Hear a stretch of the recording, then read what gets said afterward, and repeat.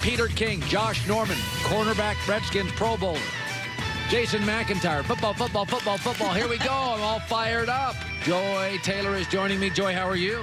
I'm doing great. It snuck up on us. The NBA did an amazing job of leading us right into the NFL season. And today is going to be a big football show. We got a ton of football. Certainly in Hurdle News, we'll talk about some other stuff as well. I want to start with the Dallas Cowboys because I've been on the Dallas Cowboys all week. This is what I've led my show with all week. And so for those of you, and I know that many of you listen to me maybe once or twice a week. You have a busy life. It's the summer. Your schedule's different. But for the last couple of days, I've led on the Dallas Cowboys. I've led the show with the Dallas Cowboys, and I've said the same thing. Trade Zeke. I know he's great. But the NFL's all about trading very good players when they're still good. Jimmy Johnson did it with Herschel Walker, and it started this avalanche of trades. Giants just did it with Odell Beckham Jr. The Niners did it with Joe Montana. Packers moved off of Brett Favre. The Colts had to move off of Peyton Manning. You move off players in the NFL all the time that are really, really still good, often Pro Bowl or Super Bowl winning talent players. So a lot of pushback on my takeaway that he's too good and he's too valuable to the Cowboys. Until you read this morning. He's not as valuable to the Cowboys as you think. Without Elliott, Zeke drawing defenders into the box, Dak Prescott wouldn't be as effective as a passer. That's what everybody says. Because Zeke, he forces everybody to jump up in the box, and that leaves big spaces for Dak to throw the ball down the field. Oh, wait a minute. You've heard that trope before, says the article. A great back forces defenses to load the box, which opens up space in the passing game. The problem is there's a new stat out. There's no evidence to suggest that Zeke does that. Zeke's presence does not draw any more loaded boxes. According to the NFL.com's Next Generation Stats, how many times did Zeke face a loaded 8-man box? 25% of the time. That ranked him 19th in the NFL in 2018, right behind Elijah McGuire, meaning it's a bunch of nonsense. We talk about analytics all the time in baseball. We talk about analytics all the time in the NBA. Here's some analytics in football. Nobody's loading the box up for Dak. You know why Zeke? You know why Zeke's a great running back? A, he's talented, and B, the Cowboys' offensive line. It's amazing to me, whenever we get a great running back, it's as if we forget the offensive line. Can we acknowledge that Zeke, in his first 3 years in the NFL, Dallas has had the best offensive line in the NFL in those 3 years? We're not going to acknowledge that. DeMarco Murray, with this offensive line, it was younger, but it was still emerging as a force, had 1,800 yards and 13 touchdowns. How was DeMarco Murray without this Cowboy offensive line? Zeke's numbers last year, by the way, dropped. His yards per game dropped. His touchdowns dropped. Why? Because the Cowboys had injuries off on the offensive line. Travis Frederick didn't play. Supposed to play this year. Tyron Smith was not 100%. So that offensive line last year, for the first time in the last couple of years, they started getting old and injured. And his numbers went down. As the offensive line has aged, they have more injuries, and Zeke, whoa, you start to see a little erosion. By the way, Zeke's talented, really talented, maybe the best running back. I'm not denying that. But as Dak Prescott, the quarterback, grows and matures, he'll become less reliant on him. That's also what happened with Russell Wilson and Marshawn Lynch. Russell depended on him for a couple of years. Marshawn Lynch left, and Russell blossomed. By the way, last year, at the beginning of the season when Todd Gurley was healthy, we were having arguments on this show, and I'm sure it was on other debate shows. Zeke or Todd Gurley, who's better? And it was kind of split. It was kind of a 50-50 thing. And like the Cowboys, the Rams have a young quarterback, Jared Goff, who has not hit his ceiling, and many of you say, oh, come on, he's overrated. Gurley makes Goff. Gurley got hurt, but because the Rams have a very good offensive line, they found C.J. Anderson, a human bowling ball, and they got to the Super Bowl without Todd Gurley. Why? Because Jared Goff became less reliant on Todd Gurley as he's aged, which Dak will do. I'm not saying Dak is Jared Goff. I don't think he's that talented. But they're close. At this point, they're close. So you got all these things. If a team's offensive line is elite, let's take the Pittsburgh Steelers, then you can lose a great running back. Le'Veon Bell leaves. James Conner last year in 13 games had 12 touchdowns. By the way, I'll give you another example. There's a guy in the NFL named Marlon Mack. He's a running back. He was like a 4th-round pick by the Colts. You never talked about him. Then last year, the Colts went out and drafted 2 offensive linemen, and they were both home runs. The Colts now don't have the best offensive line in football, but it's the best young offensive line. Well, what do you know? Marlon Mack last year in 12 games almost got to 1,000 yards. Did Marlon Mack get better? No, the offensive line did. It's amazing to me that we acknowledge the importance of offensive lines all throughout football. It's really the key to New England's dynasty. It's not just that Bill Belichick is brilliant and Tom Brady's great. Tom doesn't get hit.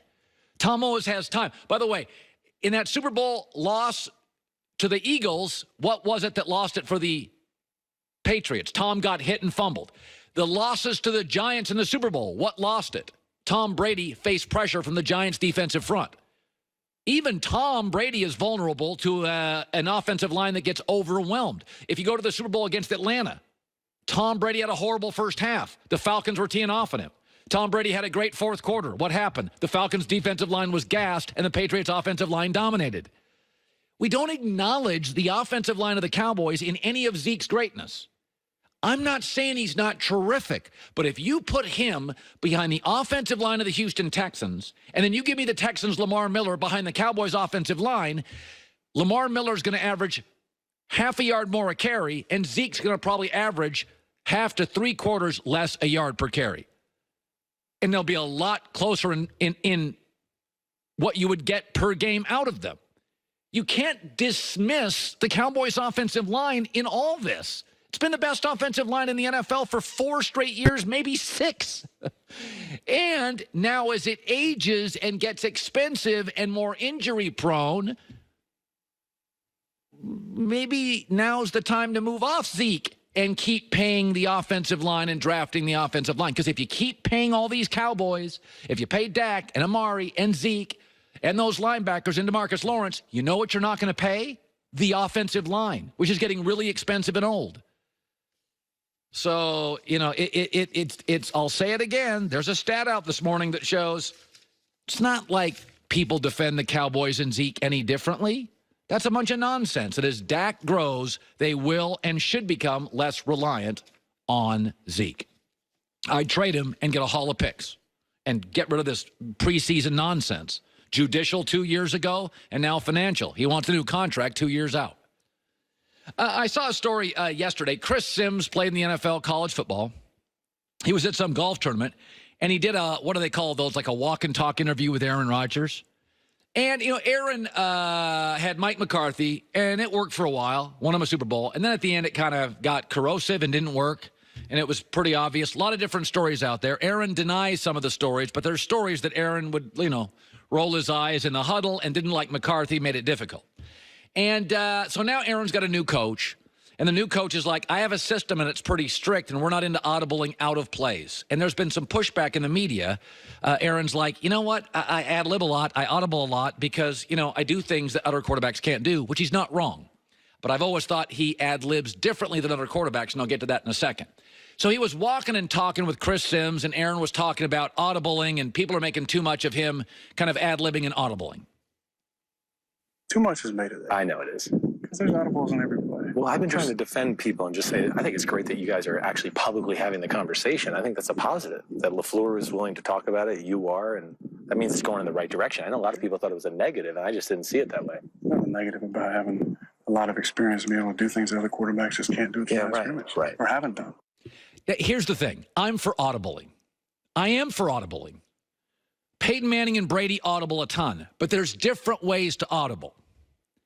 Okay, Tom Brady takes the play, goes to the line, sees a defense, and audibles out of a defense that he thinks is problematic. Peyton Manning did the same thing. Omaha, Omaha, Omaha. Aaron Rodgers audibles differently. Aaron Rodgers, and this has now been reported by somebody who is in the huddle, gets the play call, rolls his eyes in the huddle, goes to the line, has given up on the play, and throws it out of bounds. Aaron led the NFL in throwaways last year, meaning it's a middle finger to the coaching staff. There's a difference between walking to the line, Brady, Breeze, Manning are legendary. Walk to the line, I don't like the defense, this is a problem, I'm audibling out of it. There is a difference between that and the criticism of Aaron Rodgers, which I think you can pinpoint to data, which is gets the play, rolls his eyes, rips the coach in the huddle, confirmed by a teammate, Jeff Saturday, and then goes to the line, already, regardless of defense, I'm not going to do this. Gets the snap, initial guy covered, chucks it out of bounds. It's called a throwaway, and Aaron led the NFL by a country mile in that stat last year. That's the difference. It is very generous to say some of Aaron's ad-libbing is an audible. Aaron is different. He's got a different personality. You become your personality as a quarterback. Cam Newton is very expressive. He is a very dramatic, the way he dresses, the way he talks, his press conferences. And he's also like that as a quarterback. He's a very expressive quarterback. He's got moods. He's emotional. He emotes as a quarterback. You become your personality. Tom Brady is very focused and driven. You see his home life. And if you watch him on the field, he is very efficient, focused, and driven, and very coachable. Aaron's personality, and this has now been documented by everybody from family members to teammates to coaches, is a little condescending, tends to be aloof, smarter than you probably, also make sure you know he's smarter than you, and that becomes his personality. Ad-libbing in the huddle before he gets to the line. Chris Carter talked about this on First Things First. I'm not here to bash Aaron Rodgers. This stuff is confirmed by teammates, the eye rolls, the NFL throwaway lead. I think it's being generous to always say, you know, Aaron just sort of wants the freedom to ad-lib. No, Aaron makes his mind up often before he gets to the line that this play's not going to work. Here was Chris Carter this morning on First Things First. Aaron Rodgers, he can learn a lot from what's going on in New England. Tom Brady never complains about what they call and what they're going to do. He makes it work. Aaron Rodgers makes up excuses after the game. Now, they might be real, but they're not for us to hear. He's supposed to take the diplomatic approach after the game and blame it on himself, blame it on the teammates that he know are responsible, and then move on. Aaron hadn't done that. Yes, he hasn't. Remember, adapting is really the way to survive as you age. I'm a broadcaster. If I don't adapt to the changing landscape, I die as a broadcaster. I've seen a lot of sportscasters don't adapt and they die. Okay? I talk some soccer. I talk more NBA. I talk growing sports. I cut stuff that doesn't work as well. Adapting is how you survive as you age. Tom has been the great adapter. His body, his style, his ice cream, his film style. He's been the great adapter. Deep drops, short drops. He practices how to get hit. Brady actually does that. Aaron, smart as he is, not so far a great adapter, which is, Chief, Cowboy, get rid of the football. You're 35, increasingly brittle. Stop ad-libbing. Get rid of the football. And we've already had public discussions on the new system doesn't quite work for him. So I think it's a fascinating year for Aaron. I just want to create clarity. I don't think he audibles. He may often audible the way Brady, Breeze, and Manning did, but I think there are other situations where he makes up his mind pre-line of scrimmage, and this is not just me making it up. It is confirmed by throwaways and a report the eye roll stuff in the huddle. That's just not me making stuff up. By the way, I love the NFL season. You know, I'm into the NFL. So this is obviously everybody's great in the preseason. Everybody's amazing in the preseason. And, you know, everybody thinks I take shots at the Cleveland Browns, right? Hugh Jackson's on today. But I'll give you an example. The difference between the NFL and college football. Like in college football, Alabama's going to be favored by double digits in all but like one game next year. Same for Clemson. Same for Georgia. But in the NFL, it has always been inches, not feet. The most interesting game in week one just happens to feature the Cleveland Browns. And I'll tell you why I think there's been so much ridiculous hype around Cleveland. And I'll go right to their first game when I think people are being absurd. And I'll lay it out for you, and you can hate me, and you can send it to Baker Mayfield and Odell Beckham, but they won't be able to deny any of it. They won't be able to deny any of it because it's all factual. That's coming up next. All right, summer's here. Yes, it is. It is barbecue season. I'm barbecuing tonight. Now, I won't be at home. I'll be in Utah, but I'm barbecuing tonight. And you want the best protein, and you want it raised humanely. That's what ButcherBox does. working closely with the best farms and companies committed to raising animals the right